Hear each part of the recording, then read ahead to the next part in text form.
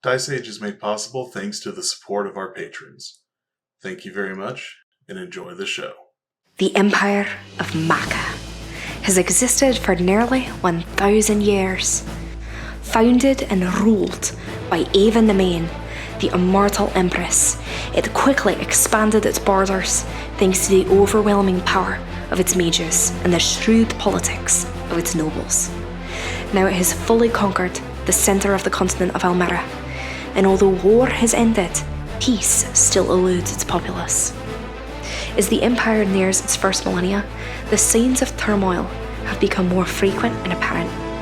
Monsters are becoming more bold, nobles plot schemes of usurpation, and whispers of rebellion hang heavy in the slums.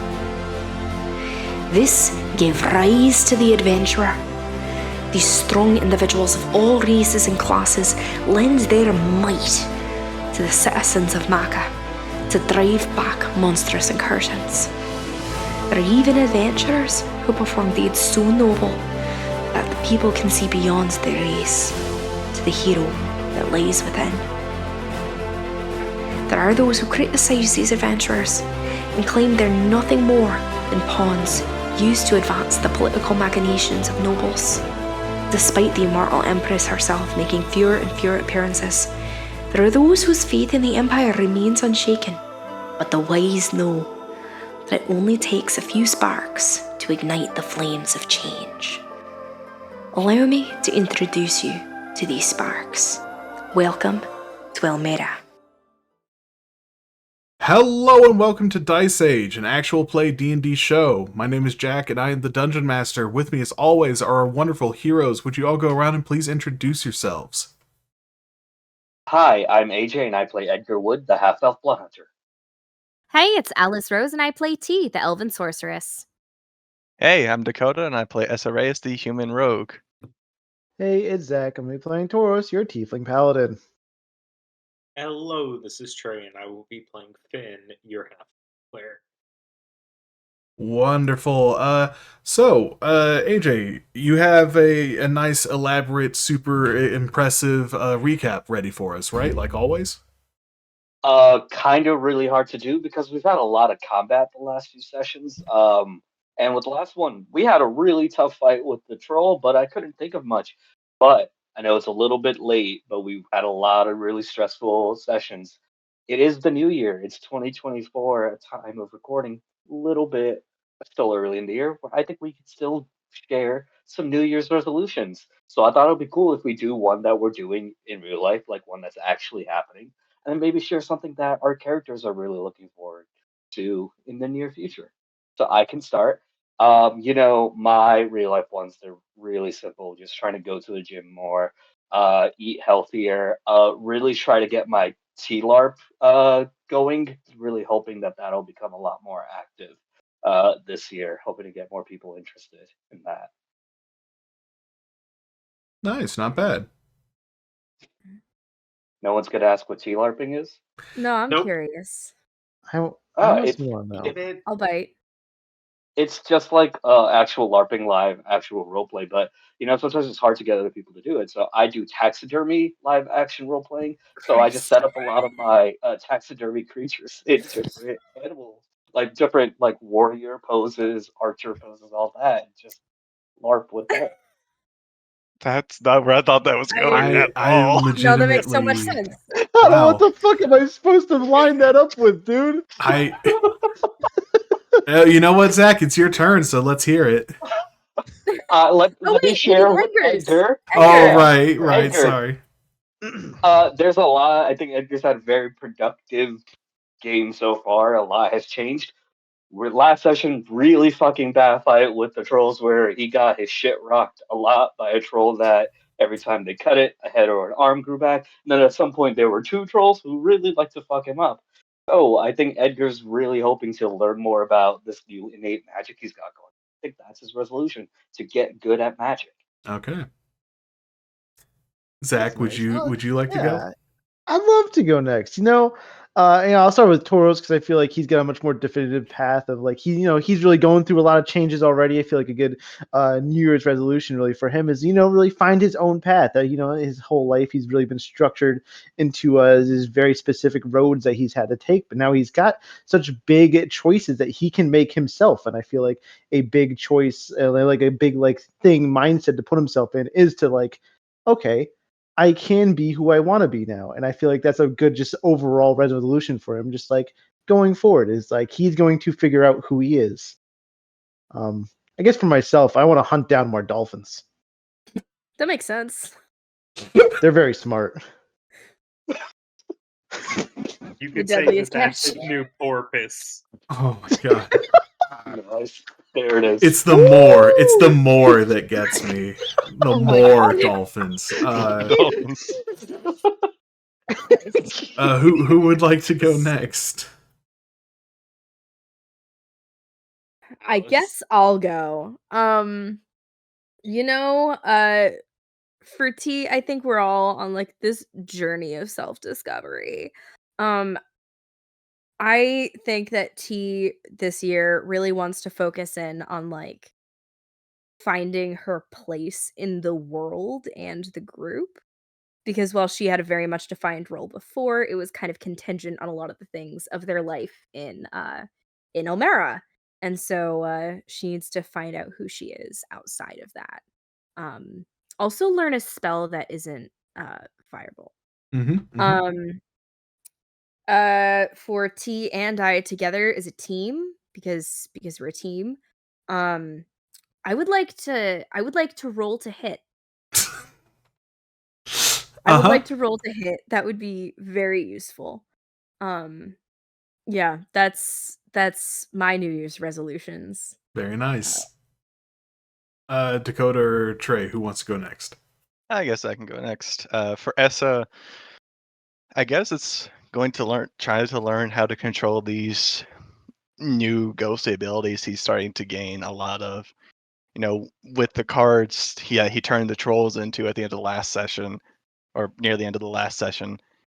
He's got new abilities that he has no idea he could ever do or was even possible with his medium, the medium abilities within him. So I guess it's just going to try to find a way to practice and learn how to control those abilities and become a more effective phantom, basically. For me, I would like to have a new player. Not a new character, a new player. That makes sense.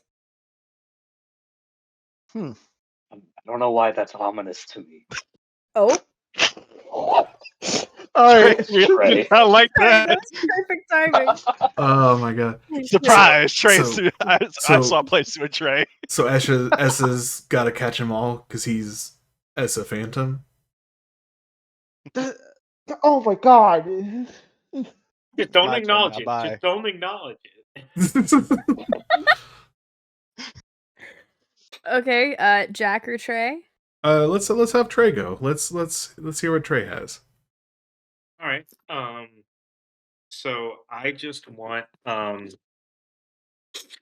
for Finn, I feel like Finn definitely just wants to kind of take the time with all the new like magic items that we've acquired and just like the skills that he's learned to try and just kind of see what he can do with these items, see what he can craft, maybe alter, just see what he can do to kind of just maybe push the limits of what he already knows. Yeah, and I guess just for what I want, nothing too crazy. Just I just want to try and just like, trying to find like that special someone this year. Fair. Aww. Aw. AJ started this with saying something that's silly and funny, and that's not going to probably happen. Exactly. Yeah. Oh, gotcha. Aww. That's rough, buddy. Indeed.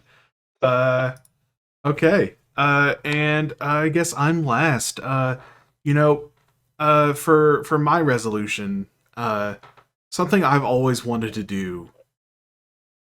Something I think I may have come close to, but I've never been able to achieve. I want to successfully pull off a TPK that gets me legitimate death threats from my players. That's the thing that I've always strived for and always wanted in life. So I think maybe I'll have a chance to pull that off with this show. So that'd be fun. Um, as for my character, I don't really have a character just to myself. Unless we want to like count the Immortal Empress as my character? What's No. a good resolution for the Immortal Empress? I was thinking more Garl. Like Garl is a great character. I don't know. Yeah. Garl's kind of shady. Garl's a nice person. Garl's kind of shady. Right.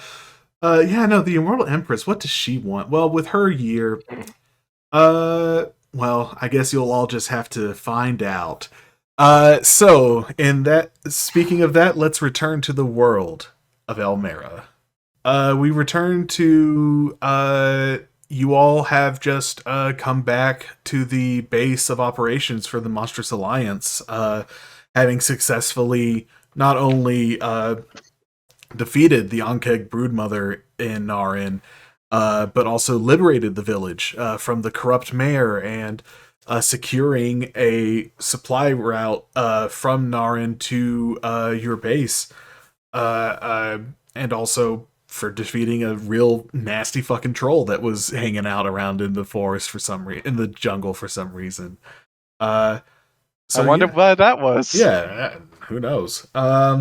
So, you all have finished your assignment. You are free to do what you will. The team that went to pursue the job in Brosna, the espionage mission to infiltrate and collect the information being found about the rebellion. They have already made it to Brosna. They have made contact back to Planin to let him know that they were there. So you know that they are doing their operation, but for now, you all have some free time until your next mission. So what's everyone doing? What's everyone up to? Don't everybody start at once? Did we just kind of roll in? This is after we talked to Planin. Right, you've already debriefed Planin and everything because that happened at the end of the last episode. So is this the same day, or is this after like a rest or something? We'll say it's after a rest. You guys had some time to rest up, heal, and recover. Recover from your travel and everything. Yeah. Do we want to real quick just check in on Oberon? See if Ben can send a quick message. Yeah. That's probably smart. Checking on our boy. Right. What do you want me to say? We have 25 words. Mm-hmm.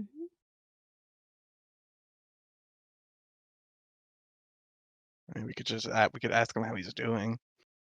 Because we've already been told by Oberon that there will be a certain day that we can try and go and go and get him, right? I don't or is that just know player if knowledge? I think that's just player knowledge that Jack mentioned. I don't think we know that. I think that was an addition.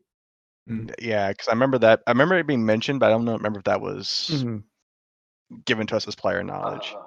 Because I don't remember if you said Oberon had told us that, or if you were just letting us know that was. I think because I think Jack was like, "Hey, Trey, does this sound about right that around this time they might be able to meet up?" And Trey was like, "Yeah, that sounds good."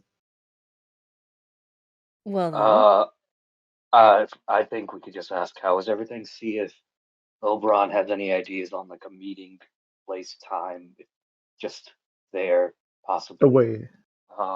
And just see if he has anything to say to Annie. Are you well? Chance, do we have a chance to meet? We are okay. We are well. Anything to tell Annie? Anything to tell Annie? 8 words. 8 words left. 8 words left. Oh. 8.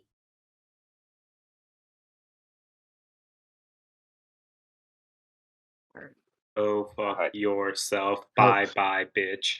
How's the weather up there? Toros asks about weather. Are you still with Oh. hosts? If he's Yeah, still with those That guys. works for me. So it's down. We're down to 3 more. Please don't die. Yeah. Ah, I like that. Okay. Yeah. So Fen, you cast sending. Ascending. What does Oberon say in response? Oh, also, Fenwa brought this up. And I'm pretty sure I brought this up. I'll bring it up after this. Mhm. Oberon, I'm not sure. They say when the snow thaws more. What time around, Jack? Because we discussed this. Yes. So we had already talked about this off camera. They will be in the heart of the tundra of Ithay, or in the more warmer regions of it, on the 15th of Dogdon, which is the summer solstice. On summer solstice.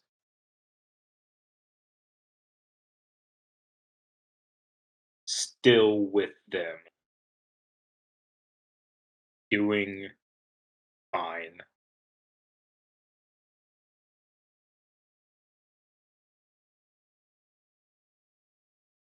Anything Tell for her. Annie?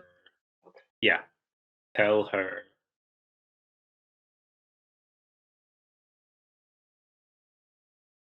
I'm proud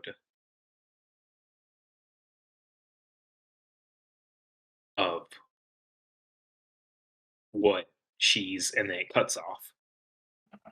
Like he didn't realize he only had like one word left. Oberon's not that good at counting, apparently. It was like the second or third time he's gotten cut off. Oh, that's only the first time. You got cut off the first time because you're like love, and then you got cut off. Yeah. Oops. We gotta Because you were Ben trying next to time. I hurt think we're gonna us. start with you have 25 words.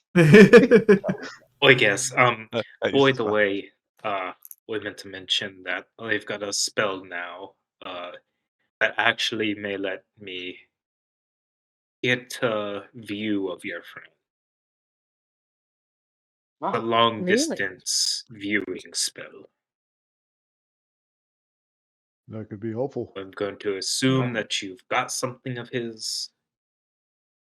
yeah, a bunch of stuff. Good. Yo, what the? Alright. So you got I'm hearing that too. There's Yeah, some right, big Alex? bees in the walls, dude. Oh no, we have to fight bees now. Mhm. I think there are people moving The camp into is the being apartment diagonally down from us. Yeah. Mm. And they're being loud as shit. They're super noisy. That's actually, I'm supposed to caught there on your fucking mic. Yeah, that was a drill. Mm. Yeah, but you all you get that message from Oberon. You learn that Ben now has a new spell that can help directly see him. There's a Oh, drill you're going gonna on. need there we go. You might have to fucking go into Audacity and apply at those moments. I think it's the blacksmith. She's really working hard. Just we walk in, she's just like a modern day drill, just like working on his Fucking sword. Hell. What you working on? A gun? A what?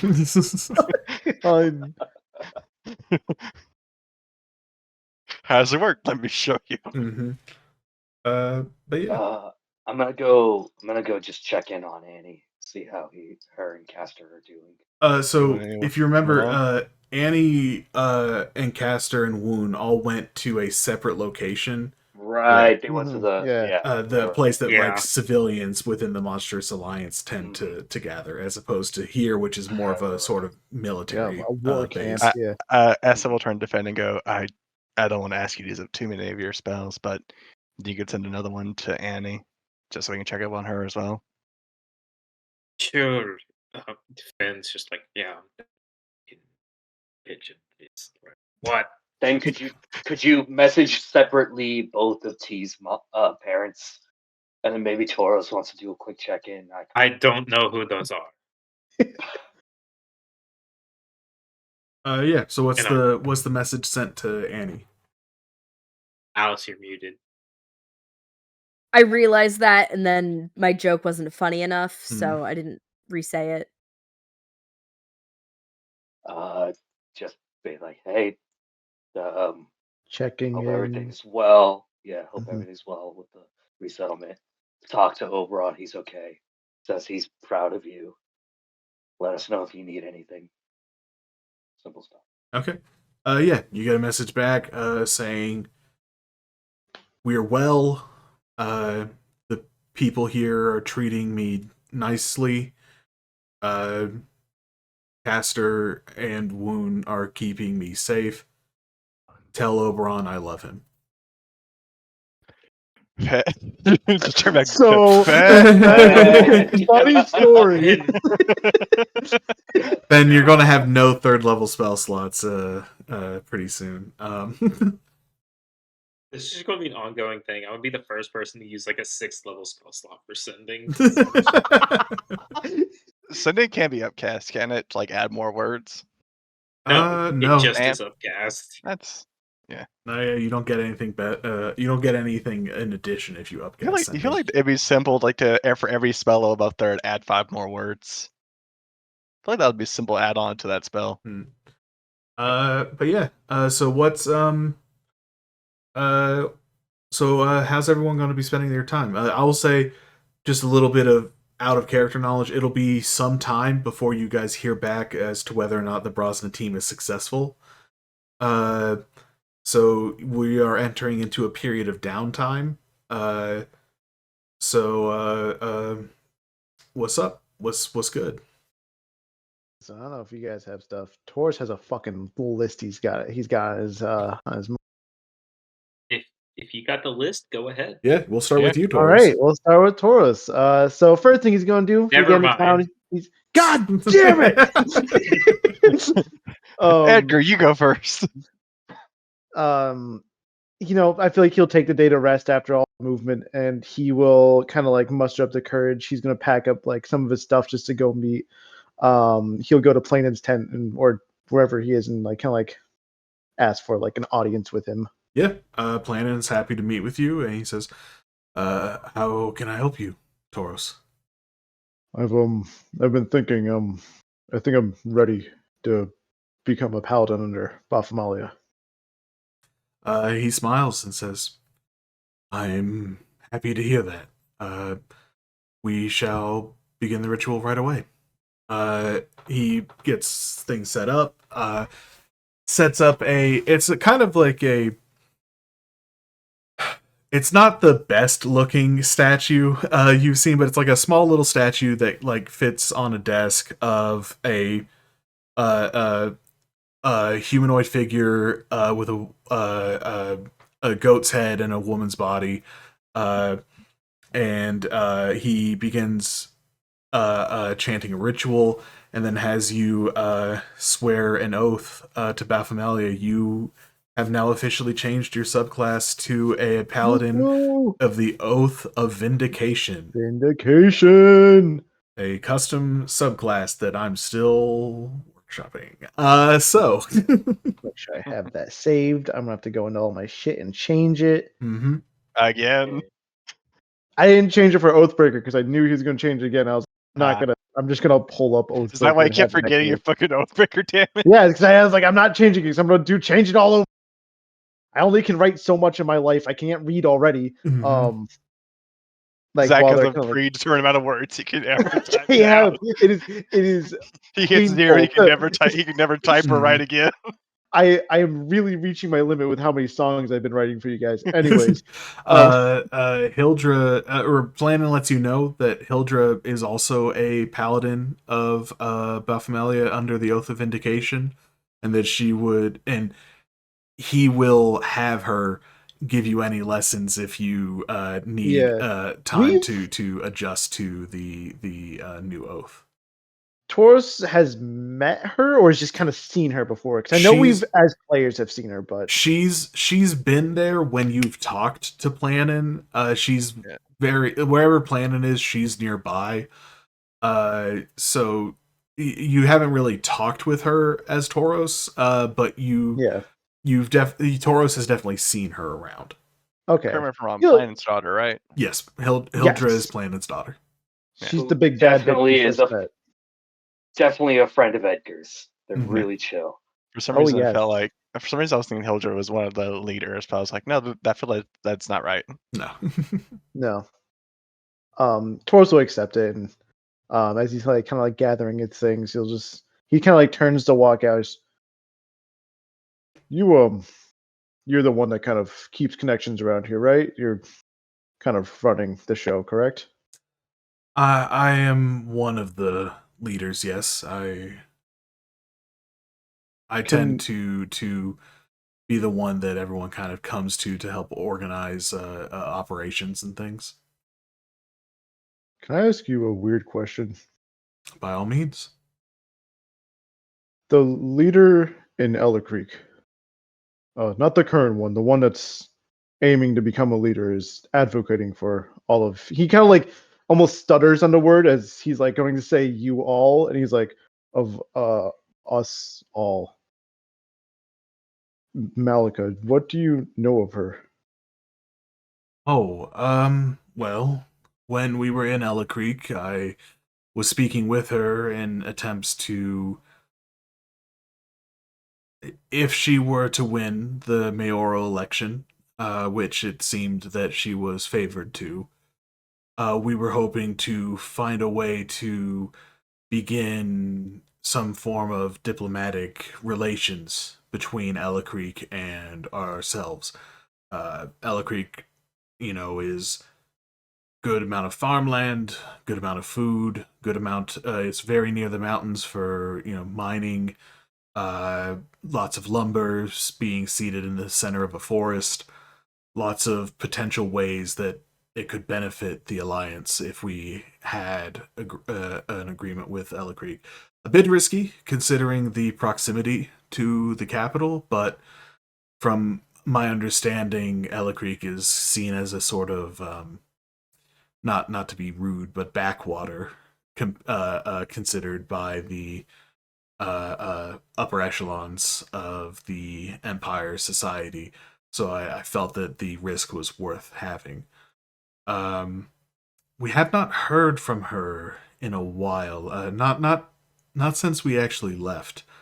So I unfortunately can't give you any new information. But I assure you that once things are settled, once we have all of our current operations concluded, I can reach out to Ella Creek to find out more information for you.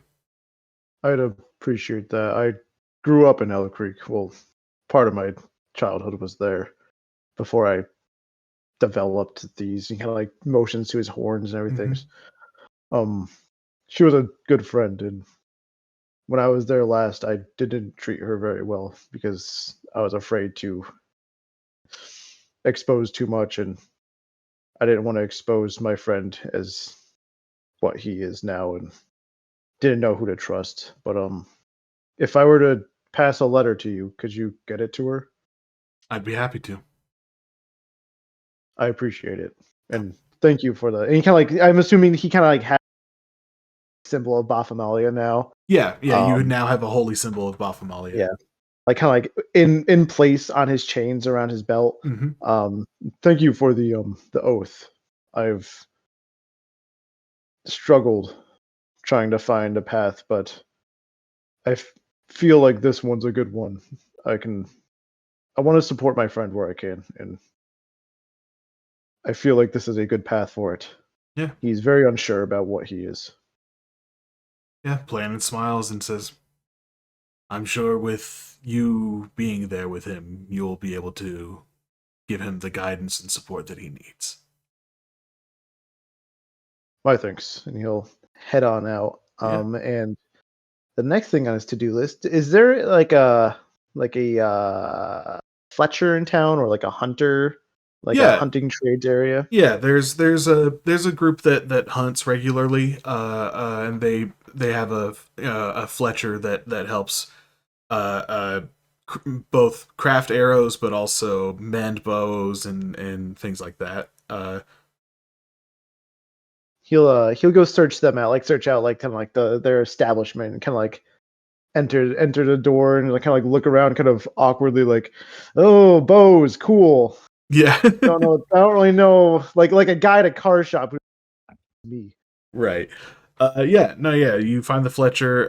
He's a kobold, and he's happy to work with you to make you craft you some arrows and stuff like that. Yeah. He'll sell you a bundle of arrows at let me see. Look this up real quick. I have 10 gold on me. Let's go. We have an absurd amount of money. I know. That's what I was expecting. I was like, all right, snag a little bit, but lo and behold, I have arrow change. He'll sell you a quiver of 20 arrows for 1 gold and 3 silver. Sweet. And Ross, you, do you want me just to make you like 50 arrows for no money? That is something we can do. He'll kind of like, like as like a little thank you. He'll kind of like buy his arrows, but while he's also there, he's gonna kind of like try to like kind of spark up conversation. Like, so you're trained with a bow. I presume you're pretty good at working with the arrows and the actual bow itself. Oh, I'm more of a craftsman. If you want to speak to someone who knows what they're doing with these things, more than me, you'll want to speak with Gilda. Gilda. We Gilda, he Hmm, explains, Gilda. is one of the lead hunters of the group of the Monstrous Alliance. She is she's a grung who is native to this jungle and knows all about like how to capture prey, how to what creatures are safe to hunt, which aren't. Like she knows like what seasons it's best to hunt which creatures to sustainably hunt them and things like that. Uh, yeah, he says he'd be happy to introduce you to her. I'd like that. I'm looking for some tips on using a bow. I'm not super great at it. I'm more of a strength based. I hit things pretty hard with big weapons, but where I'm standing, I feel like a bow could be helpful, and I could use a little help with training with it. Yeah, absolutely. So yeah, you go. He introduces you to Gilda. Gilda Grung. Grun is her last name. I love it. And she's like, right. So you need to learn how to use a bow. Yes. Yeah, I was curious if you've ever seen anyone put strength behind a bow more than trying to be quick and nimble with it. Hmm. Well, bows, especially long bows, do tend to have a significant strength requirement.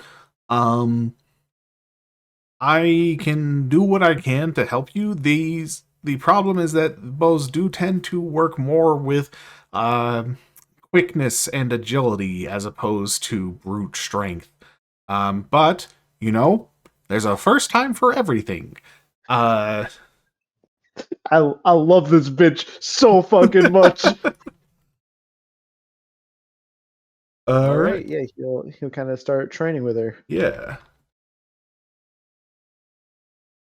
And the last thing on his list, after a good kind of day of like going bow basics. I mean, he's learned how to being a paladin, but Mm-hmm. it's not his main thing he usually uses. But I feel like the last thing he does is he goes and finds tea real quick and is like, tea,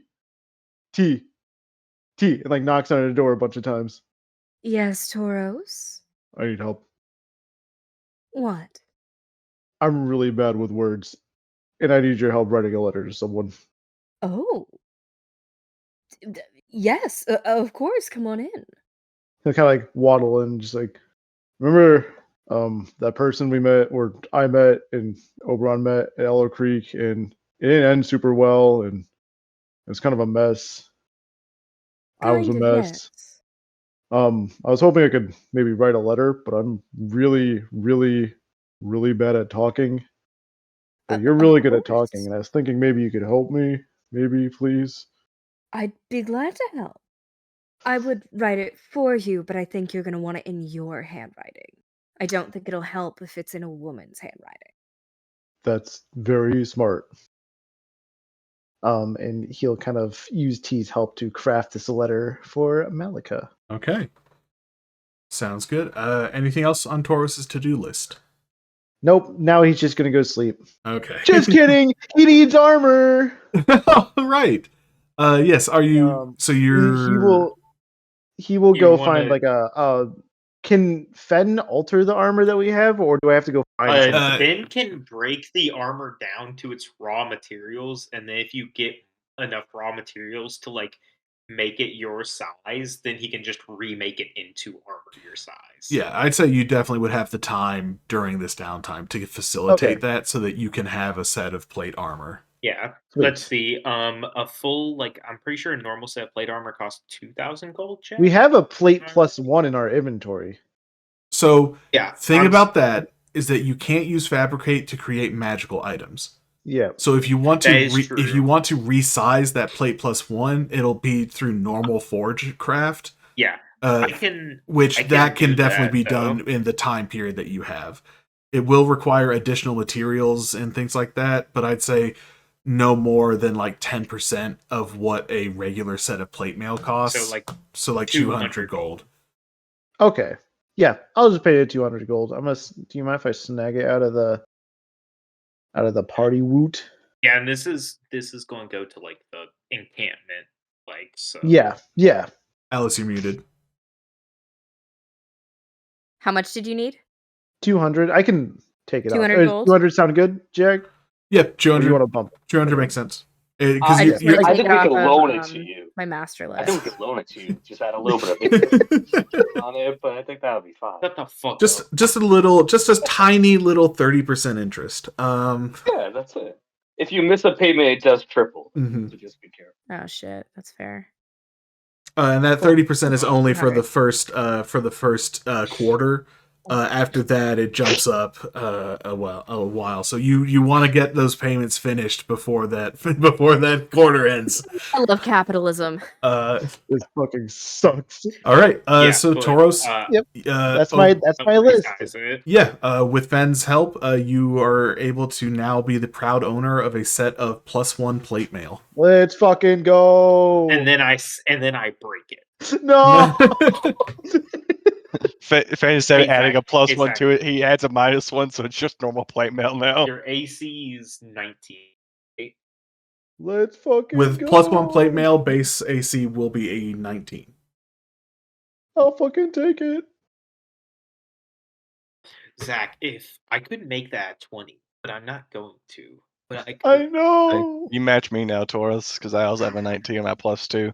Let's go. All right, that's Taurus's to-do list. Okay. Next. Who's up next? I guess I've can got go. mine. Oh, go Yes, ahead. I'm not fully cemented in mine. So if you got yours, you can go. Okay. Yeah. I can do mine then. Edgar has 3 things that they want to do.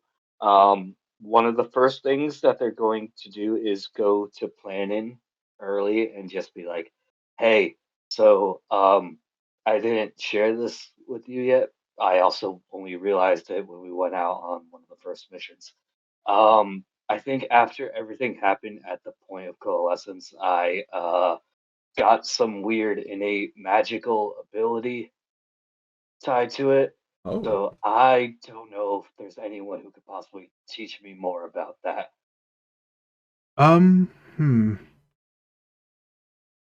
Could you demonstrate some of that for me? Yeah, again, really not good at it. If you could try to hit me. Usually the only way it works. Okay. Planin gives like a half-hearted like swing with his fist. It's gonna have to be a little bit more intent to like react to it, if you wouldn't mind. Okay I could then. ask Hildra. Could ask Hildra. Whatever Hildra she has. like is standing right next to you, and she goes, Yeah, "I don't have a problem with that." And go for she it. pulls out a. Sorry, just have to find her character sheet real quick. Has a +30 to hit. All right. So she pulls out her longsword, grips it with both hands, and swings at you. At 20. At 20. Uh, she rolled a 2 on the die for a total of 14. Still gonna cast shield in that Okay. moment. Yeah. So she goes for a swing right at your head, and as she does, you turn around and you summon up an abjurative shield above you. And as that happens, we're gonna have Planin make an Arcana check as he observes.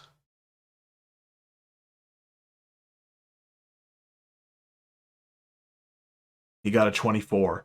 Damn. Hell yeah. So he goes. So her longsword kind of glances off of your shield, and she does look a little annoyed that she didn't get to hit you. And Planin just kind of nods and says, "Oh, I see. That's interesting. This seems to be a sort of magic that's, as you said, innate. This was discovered after arriving at the point of coalescence." Yeah, definitely had none of that while I was in the Empire. It just started popping up after. Hmm. I'm Like, not. also, I don't know when I figured this out, but he's gonna cut himself, and blood's gonna come out. He's gonna take some HP damage, and he's gonna be like, he just touches it, and he thinks really hard, and he casts Cure Wounds on himself. There's that too. Interesting. That magic I do recognize. That's kind of magic that I can perform. Through my devotion to Baphomalia. Um and obviously as well through to Fomora through her. However, that first bit of magic, that's a kind of magic that I'm not entirely familiar with. We don't have very many magic users of an arcane nature within our organization. I can tell that this is some sort of sorceress magic from what you're doing, a sort of innate magic that comes from yourself. This may be a situation where it's simply being close to either Baphomalia herself or to the realm of the gods, something it awakened something that laid dormant within you. If you'd like, I'd be happy to take some time if you wouldn't mind coming in, and I could study you, look after some of the texts that we have on magic and things of that nature, to try to come to an understanding of the source of your sorceress magic. Yeah, I'd definitely love to help with the research as much as I can. That would be great. If All it's a right. chance to possibly learn more about Femora and Baphomalia too, that would be awesome. Yeah, absolutely. Cool. So over the time that you spend during your downtime, you'll be spending a bit of time with Planin for him to help study the nature of your magic. Uh, it does appear to be somewhat divine in origin, uh, uh, but beyond that, we'll have to do skill checks to like get more specific information. Yep. Sounds good. Did you want to do anything else with your time, or? Yes. Mhm. So the other time, Edgar was taking lessons with Luklari, hoping to have more time in the Empire to figure out how to really be better at hunting in the ways that they've struggled with.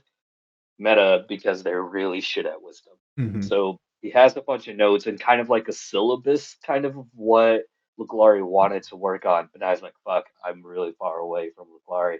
Um, he's thought about going to another hunter to try to find out what he can, but he also knows that the Glory figured it out pretty quickly with Edgar.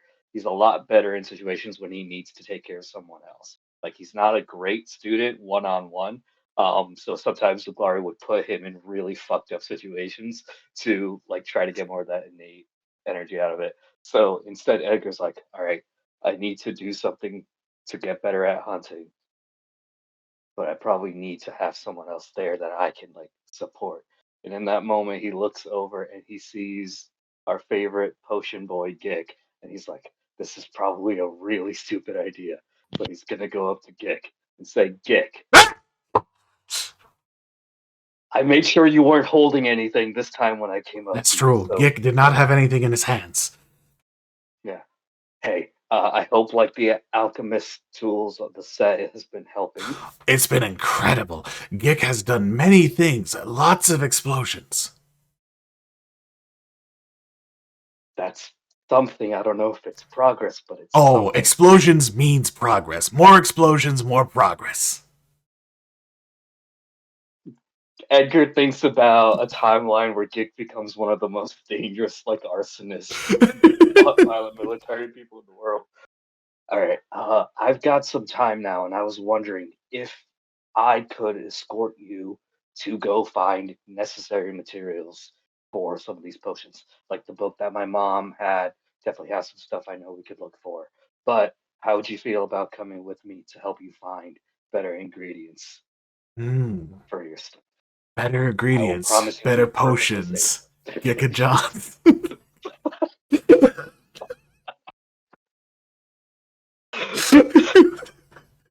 Papa Gick. Papa Gick, damn it. Papa Uh, New Gicky. uh, better ingredients would mean better potions, which would mean bigger explosions. Yeah, yep. Yeah, that could be very helpful for Gick. All right. And then just that first stage can be kind of plotting out, looking at maps, talking to like maybe Gilda and some of the other hunters about where to go. But really, then just going on some little adventures with Gick around to go grab potions. While and really, what he's trying to do is figure out how he can make it more his intelligence that comes into play when he's out in nature. So trying to turn my survival skill from being wisdom based to intelligence based. Gotcha. Okay. Yeah, we can continue. We'll say this is like a continuation of the work you were doing with Laclari.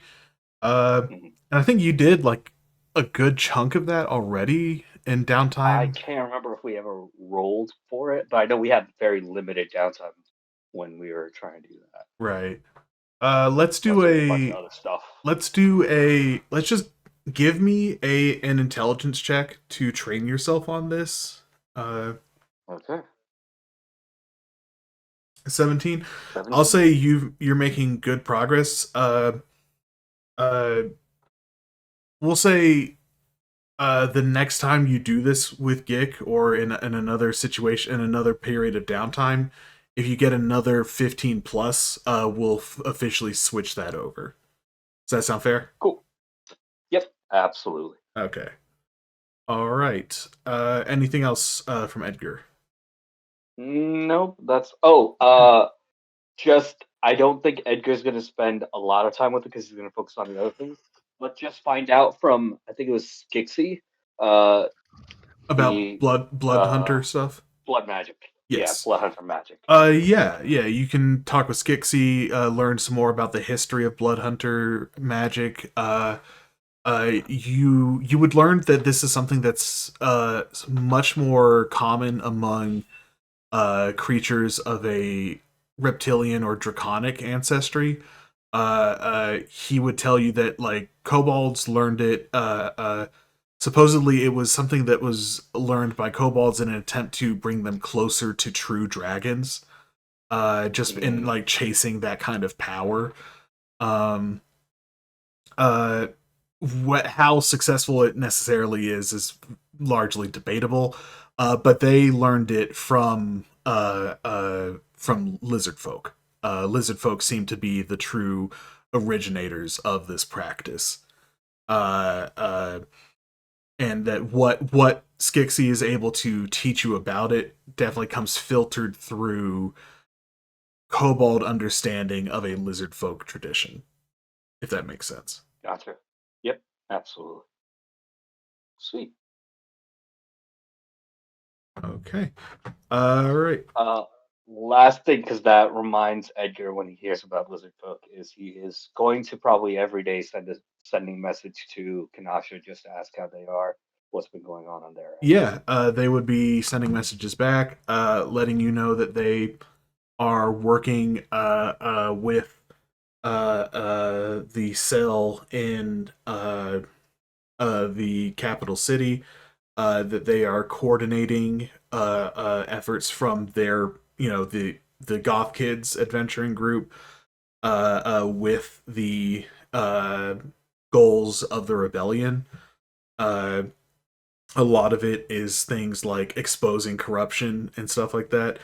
Never in the point where it would like endanger them, but in doing stuff like how you guys took down Lord Richmond, where it's things that the broader Elmeran society would agree needs to be stopped, as things of that nature, as opposed to like Right. directly opposing the the entrenched structure itself.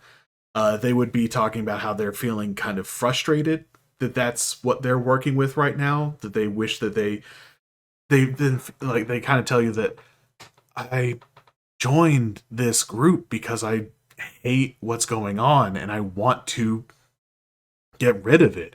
And I understand that we can't do that just yet, but it feels like I'm not doing what I came here to do. But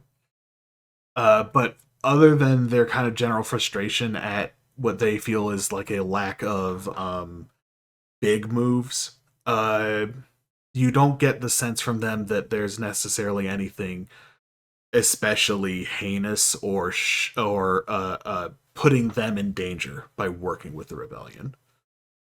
Yeah. I think Edgar, in a lot of those conversations, just like shares that he's happy that they're okay, that they are safe, knowing the frustration because he's been there a lot too while in the Empire. And I think unknowingly at times Edgar does share that he feels like being out of the Empire has like really freed him, not understanding that what kind of impact that might be having on them.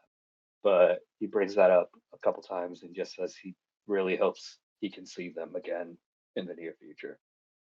Yeah. All right. Sounds good. Anything else from Edgar? Nope. I think we're good. Okay. Oh, I would definitely make sure Kanasha's checking in on Mom. That's really. Oh yeah, yeah. They're very. They're making sure to check in on her and let you know that she's doing okay. The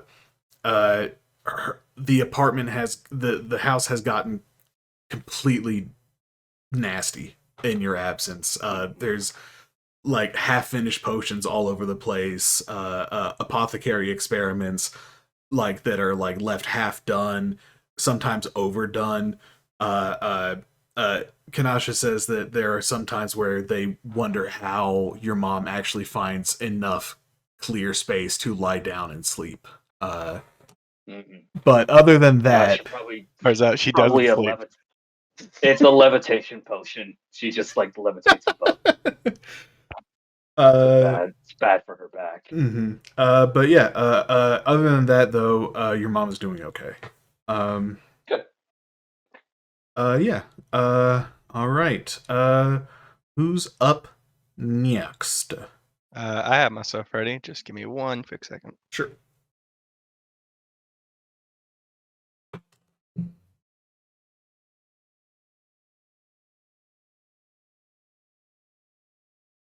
our water heater broke, so I have to send in a maintenance request. Oh, fun.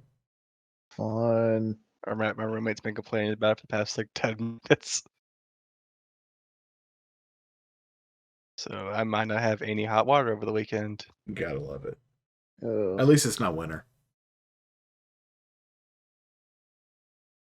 I wish you could see the look I just gave you. You'd be fucking dead. You'd be fucking dead. Okay, we can go. Essa, I think at first is also going to go to planning. Considering he seems the one who has the most knowledge of this place. So he'll go up and ask if he can have like an audience with them. Yeah, sorry, I missed that. Who are you speaking to have an planning? Okay, yeah. You're able to get an audience with planning. He goes up and this is his first time he's been around planning when it's just him.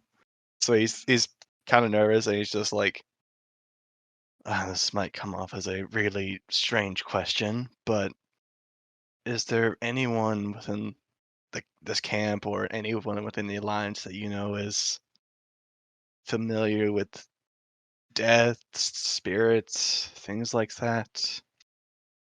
Well, I am one who generally presides over funerary rites for any of our fallen members of the Alliance. There are also those who work under me, other clerics of Femora through Baphomalia that offer condolences,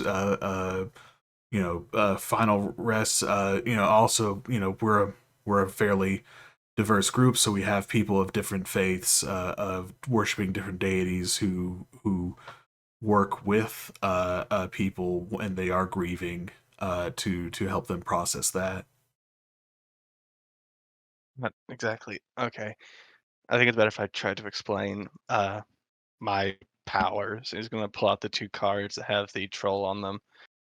I have some strange connection to whatever afterlife there is, or I guess technically a limbo, where I can commune with spirits. And for a while it was only communing, but now I'm able to seemingly trap spirits in these cards. But I don't have control over it. The troll we fought, when we took out both of them, I managed to capture both of them into these cards. Interesting. May I see them? Yeah, he hands them over. Yeah, he takes a look at them. He's going to do a religion check, actually. Can I hold on, let me see if I have the damn it, now I moved to perception. I was to say if I had it set to religion, I would ask if I could give him the help action, but he's good on religion. 17. Okay. Yeah, so he is like looking at these cards and he says, you have managed to secure the essences of these creatures within these trinkets. It's quite fascinating. I personally am not familiar with this type of ability. I do know, though, a potential lead on where you might find some more information. There is a witch who exists in this world. She's known to have communications. She's not a mortal. She's some form of higher being that manages to exist within our world, despite being one that would normally be residing in the realm of the gods. And from what I've known of her, she is able to commune or work with those who have passed on to the outer realm. Do I know if this sounds similar to what the witch we were told about as one of the places we could take Annie? I mean, can I make like a history it's check? starting to sound like it, isn't it? If you're thinking it, I don't think it's out of the realm of possibility for Essa to be thinking it. Yeah, because that was in the Linnaean Forest. Correct me if I'm wrong. Yes. And he says, the witch Kalak, I've heard the name. You have? Oh, well, unfortunately, I'm not too familiar with anyone in our organization that would have similar abilities as yours. This ability to commune with those who have passed on, aside from clerics of exceedingly powerful abilities being able to resurrect those who have passed. Um, I wish I could give you more information. I do know that we had potentially considered recruiting or petitioning Kalik for aid in our goals. So we have managed to track down an approximation of her location. Uh, we know that she is in the Linnaean forest, but we have a fairly uh, uh, fairly substantiated estimate of where specifically she could be found there. Okay. That would be very helpful. Yeah. So he lets you know that from what they know, Kalik is somewhere in the northern reaches of the Linnaean forest. The part that is almost eternally covered in snow and ice. Yeah. The apparently she is fonder of colder climates, and prefers the uh, that over the warmth, especially during these warmer months. That's just like understood. Yeah. I will But mark on the map wait, the place. yeah. Like there's clearly like just a lot of disappointment in S's eyes. Cause like he was really hoping there's someone here. This I don't want to say weirdest, but like in this group of people who all have these different abilities, it's like there has to be someone else like me out there who has like these medium abilities. Mm-hmm. It's like nope, it's this witch very far away, and he's like, God damn it. Yeah. Landon looks like he can recognize that pain on your face, and says, "I am terribly sorry that I couldn't be of more assistance." No, it's not you. You've given me the first hint I've had in a long time. It's just I got these powers from my family. Some kind of, I guess, hereditary thing that I got. And so far, there's been no one else in the world who has, at least I've not met anyone else in the world who has an ability similar besides my mom. Mhm. And she's long gone. So for a while, I thought I was the only one left who could do this. And I I don't know how to control it. I don't know what to do with it. It's helpful in fights. I've been able to use it in fights, but sometimes when I get hurt, I can't control the scream. I can't control putting things in these cards. I feel this weight on my shoulders all the time from like just everywhere I walk. There's always this like weight of death on me, and I can't Mm. shake it no matter where I go. I have found that in my personal dealings with the supernatural and with grief and death, I found a method involving a meditation that has helped me to become more centered and more in tune with my own personal abilities. I'd be happy to teach you some of the methods that I've learned and help practice them with you to see if maybe that could provide some support. And yeah, that sounds nice actually. Yeah. Yeah. So, Uh, and planning. S, Oh, sorry. S ask one more thing real quick and goes, and maybe this is where you're leading to, but S goes, and you're a cleric, right? You're if I remember correctly. Yes, I am a cleric of Femora, though because of circumstances that you know, Yeah. I pray to Baphomelia. Yes, I understand. I've and I don't, I'm trying to find a way to word this out. Sounds in character, but basically, S is going to try to ask if he can help, if Planet could help him start learning how to get proficiency in the religion skill. Yeah. Yeah. Planning will be happy to along with meditation classes, teach you about his faith, about how he came to have it, about his understandings of the realm of the gods and the ways that these higher beings interact with the material world and things like that. Yeah, we can definitely have you start training on gaining proficiency in religion. Yeah. I'll say, go ahead and give me a either an intelligence or a wisdom check, just straight. What's 17 shouldn't have advantage. 17. Okay, yeah, you're making good progress with it.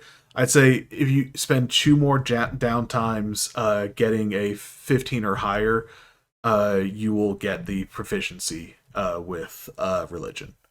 All right. All right. And that's S's thing. Okay. All right. So we've got T and Fen left. You want to go first, Alice, or you still figuring it out? I have a feeling you want to be dramatic and go last. I really don't care, so you do you. If you've got your stuff, go ahead. I got most of what I want to do. Okay. So yeah, one of the big things that Finn's going to work on is the gauntlets that we have, Mm-hmm. that we got from Lucas. Um, he's going to do his very best to attempt to, looking at the magical enchantments on it, try and figure out a way to where he can, even if it depowers them maybe a little bit, try and find a way to break the restriction on the gauntlets to where, like, you have to be a barbarian and you have to expend rages to use it, like almost like a kind of like a loophole, like Yeah. essentially like rewire it. Yeah, absolutely. So for this, I will say give me a Smith's tools check using intelligence as the modifier. Because you're working with a Okay. magical item trying to understand and restructure the enchantment within it. So Smith, there we go.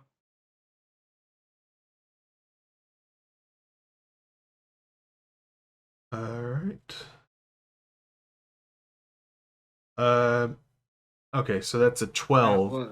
was a 12. So with a 12, it's really tough. You have several days to work on this, even with helping resize the armor for Tauros. So I'm not going to say you can't do anything.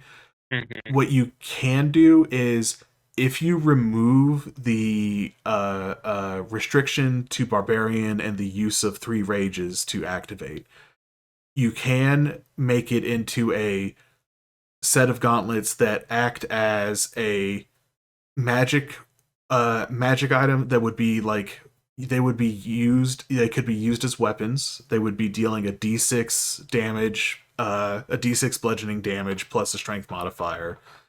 uh they would be considered magical for overcoming resistance to magic damage, to non-magical damage. However, they wouldn't have any plus ones or plus twos to their damage rolls. It'd just be a flat roll. Um, Mhm. and once per day, you could cast enlarge, reduce using enlarge on yourself. You would not be able to wield smaller creatures as improvised weapons, however, but you would still get all the benefits of the enlarge spell. Mm. If you spend more time with it, you may be able to get less, penalties from Yeah. removing the restrictions. Uh-huh. But that would be like within the frame of this Yeah. downtime. That's your best case scenario. That's the extent. Okay. Gotcha. Yeah, then in that case, he's not going to do it just yet. He kind of like is tinkering with it, and as he is, like the like magical backlash is just going to like hit him in the hand and just damn it. Oh, I really wish that you would not be such a pain in the ass. And he's going to kind of take him and like not throw him, but like put him off to the side a little roughly. And he's just going to kind of like put his head in his hands and just And then he's just going to close his eyes for a second. He's like, "You've been quiet to me for a while. Got any insight as to what's been happening lately?" And he's just going to like gently clasp like his holy symbol. Uh, as you clasp it, you can feel a sort of warmth radiate from it. And peering through the fingers of your gauntlets that you wear, you can see iridescent light kind of dimly shine through your, in your hand from your holy symbol. Give me a religion check. Dokey. 16, respectable. 16. Yeah, you get a feeling of sort of reassurance, not so much of a everything's going to be okay, but I see you kind of feeling. And you hear in your mind just a few words of something in Draconic saying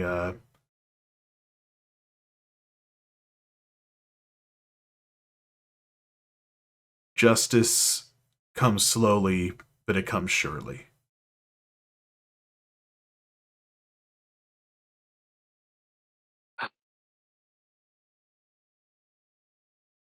Yeah, that fits. And he's going to like adjust himself. All right, thanks. And he's going to just get back to work on trying to figure out the gauntlets. Yeah. So there's that.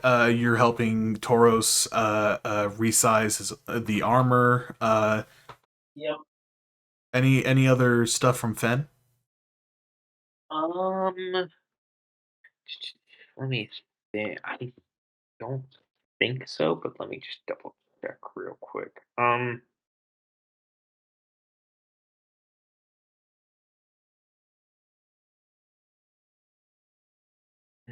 um, oh yeah, that's right. Feel free if you tell me that I can't do like if this is too far out or if I would need a full another downtime to do this, but Ben's been having an idea and he would like to. Can I roll an arcana check to see if Finn can start to figure out the basis of like crafting a spell essentially? Like Like making the inventing a new beginnings. spell? Yes. Yeah, I will say this is something that would typically need to be done with an arcane laboratory, so like a wizard's tower or something like that. So hmm I'm going to give you disadvantage just because you don't have the right access to Resources. resources. But yeah, this would be an Arcana check. Gotcha. Yeah, he's not doing it to try and actually make it. He's trying to just know, like, do an arcana check to see what's the viability of it. Right. Okay, gotcha. Don't fuck me. That's a 28. Nice. Oh no, I'm It sorry. would have I gave you been. disadvantage. I completely forgot. My It bad. would have been a 28. It would have been a 28. It is a 16. This is where I would put my 28 if I had That it. That's one. true. I'm sorry. Fen just keeps getting cool shit taken away from him by me. Uh-huh. By me. You know By you me. can stop that, Jack. Jack, that's literally your choice to do that. Yeah. Anyways, so a 16 Arcana is still good though. Mhm. You are working, and it's the kind of thing where you're not used to spell craft necessarily. As a cleric, spells are things that are kind of like divinely inspired within you, as opposed to something that you academically understand. But I'd say with a 16, you make some headway into understand like it's the kind of thing where like you practice your spells, like your cantrips, your first level spells, and you, whereas normally as a cleric you would just be like appealing to your divinity and then your divinity delivering on your faith, you're like kind of breaking down the actual like process of casting a spell. So like accessing your pool of energy that goes in like to what would be what we would call a spell slot. Seeing how like you use verbal somatic material components to shape that energy into the spell's effect. I'd say you are beginning to understand the rudimentary, like basic fundamentals of spellcraft. Uh, uh, it's it's enough for you, I would say. Like you're not going to be creating a spell anytime soon without like the proper resources, but it's within your power to do so. You would just need the right amount of time and access to research and things like that. Gotcha. Yeah. Yeah. Then that's all that Finn would do. Okay. And now we have the elaborate and Ability. Illustrious. illustrious Miss T of Madame Chevreuse. Tight. No one cares. No one cares. I'll just go die. New character, new character. No. So, I kind of mentioned in the intro in the recap how she was kind of like a little adrift. She's had such like a this laissez-faire life once she found her spot, her niche. Um so she like it I imagine it starts one day she like sits down to write a letter and realizes that she can't send it. Um so she just starts writing it anyway. It ends up as kind of this journal, but it's all letters to Cammy. Mm-hmm. Um just how she's doing, what her day is like, the mundane, the massive, and starts this like wildly detailed journal. Um And as she's doing that, she realizes that while she used to be really, really, really good friends with Tauros, they haven't like talked or gotten to like hang out really since they were like 10. Mm-hmm. Um, so she will like when Tauros comes for help writing his letter, she will like try to seek him out sometimes to talk with him and to like be friends with him again because she missed that. Um, and the only other thing that's really on her list of stuff to do is she realizes that she can't just shut herself up in like a little hidey hole. That's not who she is. She's much more extroverted than that. So she goes out daily and like tries to make a new friend in the camp and tries to entertain the kids with some magic and just be a like the few children there are. I know this is more of a war camp, but if there's any like families passing through for safety, Yeah. um, to be that life of the party that she got to be at Chevreuse, but in a more this is wartime kind of Yeah. way. Give me That makes a either performance or persuasion check. sense. This is definitely also born out of like some guilt complex that Mm-hmm. she's got for, who she is. 18 persuasion. 18, yeah. So you definitely it's not smooth. Lots of people are not pleased when they see you. It's not necessarily a you personal thing. It's just, oh, I'm an there's elf. an elf in the monster camp. I thought we were safe here. And there are a few times where people have to be reassured that no, no, no, she's on our side. It's okay. Like have other people vouch for you to these like passersby or even to like new recruits and things like that.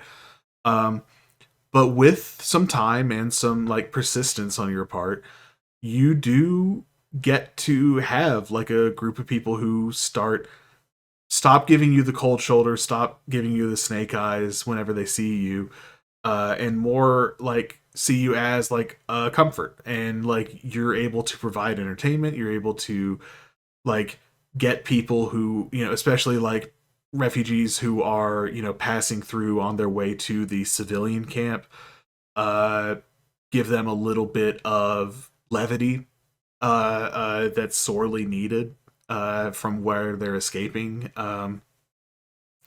and you develop a sort of reputation as the fun elf. Fuck it, I'll take it. You start noticing as time goes on that less and less people are, like I said, less and less people are suspicious or uh, uh, distrusting of you, and definitely not in the place where people are like ready to be your friend necessarily, but you do not represent the enemy to these people. That's nice. They don't spit in my food anymore? No. Nice! Oh, they piss in it. Hell yeah. That's an upgrade. Is it? Yeah, that's all I wanted to get done. Absolutely. All right. Some So, self-discovery. as this all is going on, and then, sorry, I did want to go back to Edgar real quick. So this is like towards the end of this downtime. We're gonna have plan and do another Arcana check on Edgar. Just to like as things are winding down, like him kind of like reaching some more of his trying to understand the nature of your magic. He got a 22. And he says, like, yes, it does seem that your magic definitely comes from a divine source. I'm just going back over this because I feel like we kind of cut you short on this when it was your turn for downtime. It definitely seems to be divinely sourced. And he says, what's surprising to him is that there seems to be a distinct duality to it. He says that it appears that this magic is, he can definitely recognize the influence of Femora within you and your magic that you're casting. He's not necessarily able to recognize the influence of the other inspiration or the instigation of your magic. It's something that would require additional study, but there definitely seems to be two divine sources for your divine because you are sorry, I forget the exact name of the subclass for sorcerer. Divine Soul. Divine Soul sorcerer. Divine Soul. Mm-hmm. Edgar is going to do an insight check at this just to see what his own thoughts are on it. 13. I think mainly what happens is he remembers just the conversation he had with Baphomet, and he's just going to bring it up and be like, I don't get any of this like at all. But Baphomet did mention that I'm the first like half elf, half Asori. Do you think that's playing a part in it? Like a light bulb over his head, like planning, like, oh, of course, yes. What you, because I believe you did tell him the story that Baphomet talked about with Maka and the true nature of their relationship. And he says, you are the culmination of what is something that should have been going on millennia ago. The unification of, the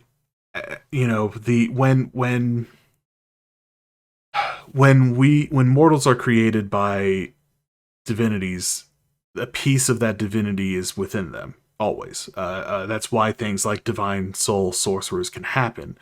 It's just in certain people it manifests more strongly. In your case, being exposed even slightly to the realm of the gods is probably what fully awakened it within you. But if you are this person who has these fragments of not only Femora but also Maka, it would make sense that the two of them combined creates your divine soul magic. Yeah, that's a lot of shit starting to make more sense now, planning.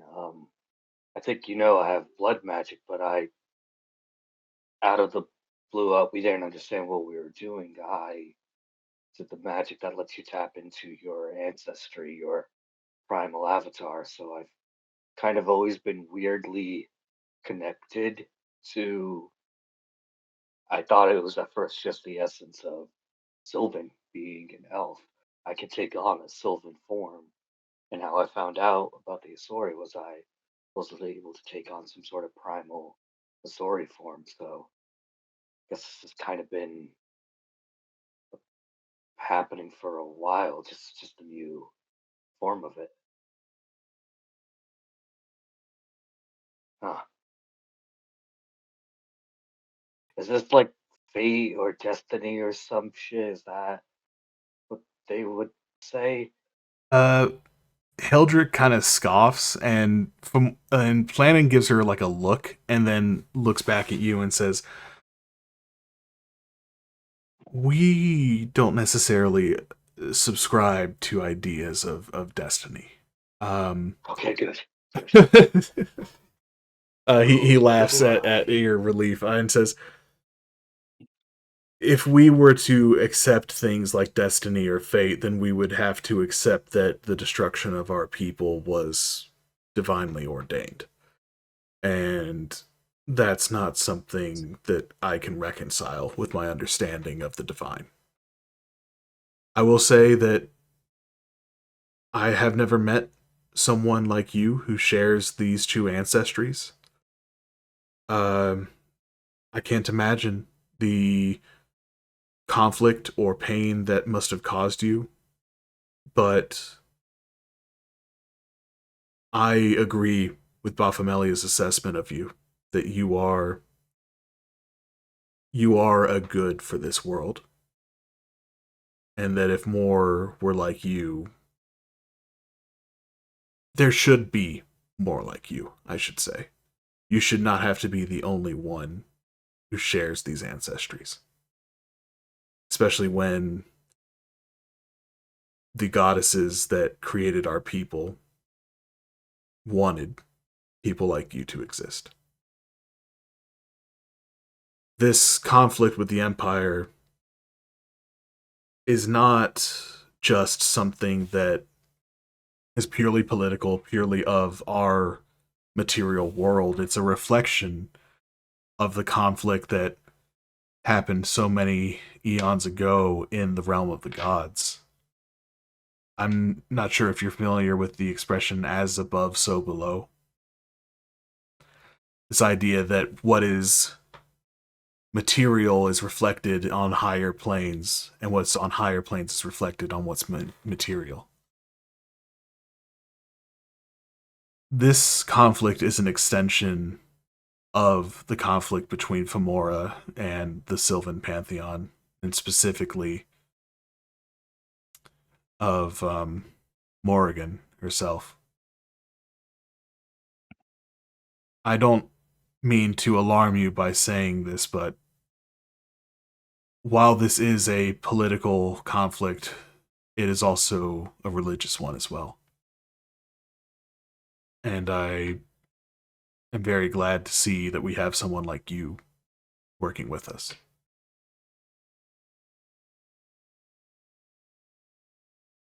I know about the tree that's in the heart of Avon, but do you know of other places where I might be able to find out more about like Femora's true story? Because I really want to learn about Femora, but honestly, more than that, I just want to find out truth about Maka and possibly see if there's a way to get that truth to elves. Just share it and see what can be done.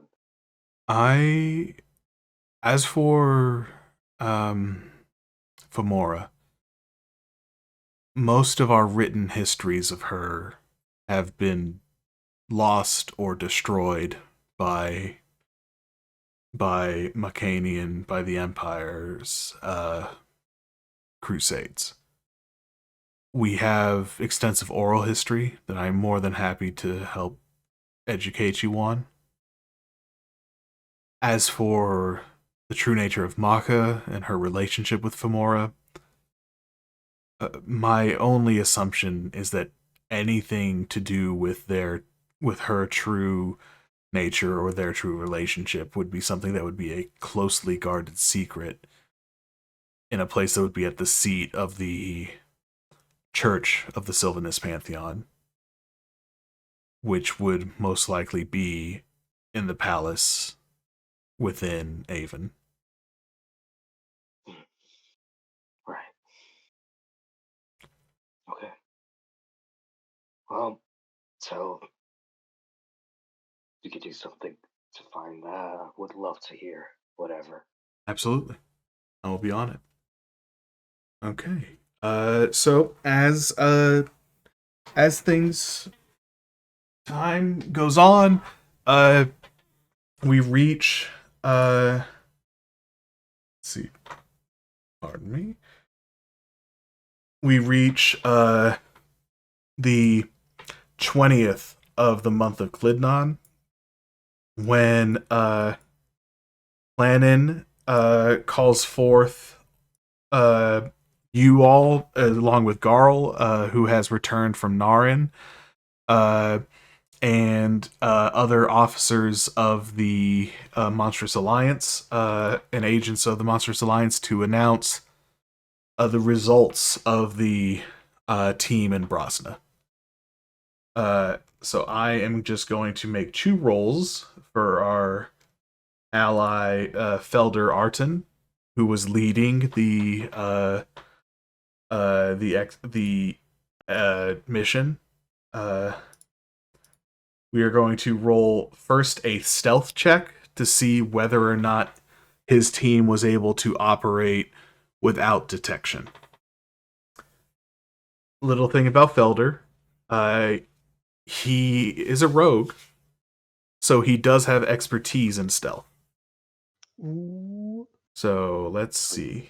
Oh, it doesn't matter. From experience, doesn't fucking matter if you roll a 1. Well, he just rolled a nat 20, so I did too, dude. Not special. You're not special. so that's a 30. That's really mad right now. That's a nat 20 for a total of 33 on the stealth check. So yeah. Next will be an investigation check. So this will be, so the stealth check was just whether or not they could operate undetected. The investigation check will be determining how well the mission went, as far as information gathering and things like that. So we will make an investigation check. His other expertise is in investigation. He's a spy. That's his job. Another nat 20. I said that'd be awesome. Having good investigation really helps. Ooh. Okay. That's Nice. a 19. 19. Very good. That's really good. So, Plannin calls you all and announces that Felder's mission was a success. That they were able to operate completely silently. The team did not get detected at any point during their time in Brosna. They were never made. They were never outed. However, when they were able to secure information about the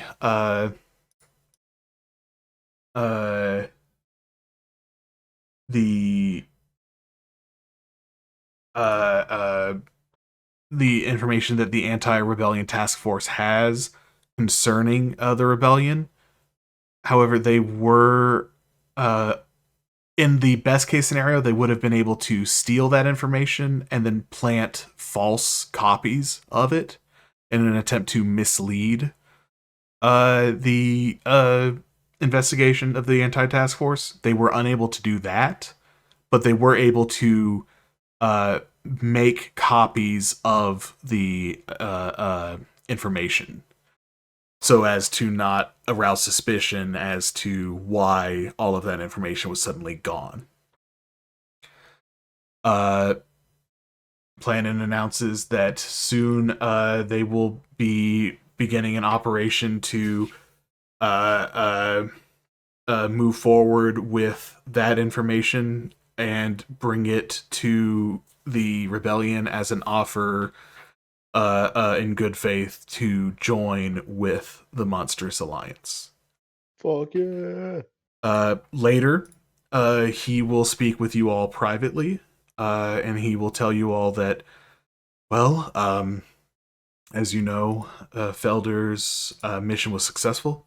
We were able to secure crucial information about the rebellion, the Empire's anti-rebellion task force. We are also planning on Felder is now heading towards where we believe the headquarters of the rebellion to be.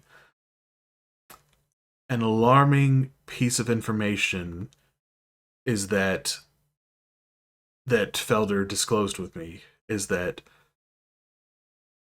the anti-rebellion task force also has a reasonable belief as to the region where the headquarters of the rebellion is. So time is of the essence. As a result of that, Felder is making his way directly there. However, Felder is as excellent as he is at stealth and espionage. He does not have what we would call a silver tongue. So we will be assigning Garl to this mission to negotiate an alliance between our two organizations. Garl has asked if you all would be interested in serving as her guards during her journey to the headquarters. Oh, I thought we were gonna have to talk. No, my friend. That's what Garl's for. I How? very noticeably awkwardly look at us this entire time. There is like this, like he is looking away from everyone else, like, but it's like if you were to like look around and see his face, it's very clear. He's like his teeth are grinding against each other, and he's like, there's two decisions bouncing around in his head, and he doesn't know which one. It's like almost a coin flip as to which one he's going to go with. Mm-hmm. He says, now, the where we believe the headquarters of the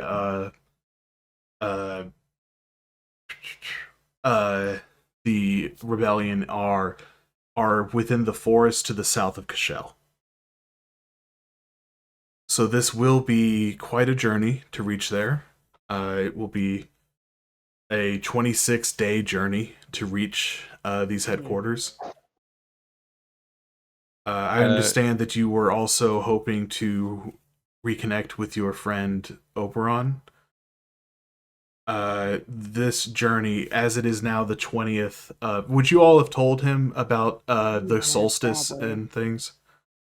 I imagine so. Like, I feel like Planon's the most like he's pretty He's like chill. knowledgeable of like all that's going on. Mm-hmm. I feel like he's a good source of like knowledge Right. for like Goliaths, knowing how they're moving. It will be, let's see. It is a 20-day journey to reach where the Goliaths have their meeting place in the tundra. From what I understand of your friend, he is capable of defending himself, and once he is led to where the Goliaths, this is something that would have also been explained to you as well. The Goliaths have their the Athenians and the ghouls have their meeting place in a spot where it's significantly more clement in the tundra of Ithay. And from there, Oberon could reasonably make his way back to the Empire without having to worry about freezing to death in the process. So that is an option as well. Additionally, and he says this looking to Tauros, we were also interested in a group going to Ella Creek to follow up on the recent mayoral election that should be concluded by the time anyone reaches there. we still have not heard anything from the woman who was negotiating with us, and some believe that this may be a cause for concern, as she seemed adamant in working with us, and we have had no contact since we left the village. Additionally, there are other reasons why we would want people to go to Ella Creek, to the forest south of Cashel, and even towards the mountains of Ghoul. We have located 3 potential places that could be new points of coalescence, all of which would be within the vicinity of these areas. You are really not making this choice easy. I understand. It's a difficult decision. Please take your time deciding on which assignment you'd like to pursue. Know that we have capable agents within our organization. You do not need to feel as though you must pick one over the other. We can send a party to go meet with Oberon and help escort him back here. We can send another party to go investigate Ella Creek. We can send another group of soldiers to help escort Garl. These are all options available to us. You all can take the time you need to decide on which mission you believe best represents your priorities. And I think we'll get to which mission you guys decide on the next episode of Dice Age. Let's fucking